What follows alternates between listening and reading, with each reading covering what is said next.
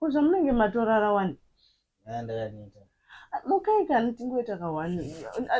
Mukangorara tangoita kawani chete. Tabwita ndomborara. Mukai kana tingoita futi kekupedzesera. Kwete naso. Ndakaneta sinobwita. Ndikuzviziva kuti makaneta. Handini ndakatombonetawo munotomboti tinotomboita. Ndaswera kubasa chimbozvirespect Maswera kubasa ndanuka kuuya taita pepe pandauye unotite futa anisukwanisa kuita zvinhu. Saka mungangorara tangoita kawani chete. Mukaitiite kana. Ndakaneta toita mangwana toita vara makuseni. Aiwa ngatingoita izvozvi. Handisi kukwanisa kuti tiite izvi. Chimboninzwisa tozoita mani ndavani. Ini nyange ndakanyanya kuneta sei handi munongondiita kuti tingoita tozongopesera tangoita.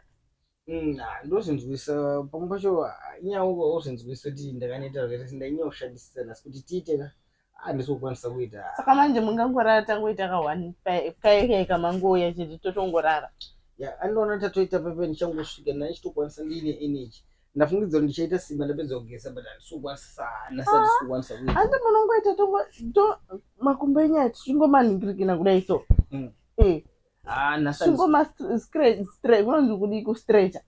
Chingomadaro so. Ndozvanditomboita ma-exercise nekujumba pamwe mukatorara matomaningirima mutangoita ma-exercise aka mangwara mutomuka makasimba manje mukangorara makadai mutoita sekuti mamuchiforo zvidhina manheresa. Tozoita ma-exercise mangwana kumanya totanga tamhanya mangwana iyo handisavana kumboita ma-exercise ndakanitei. But mamusi kuona kuti hazvisi fair.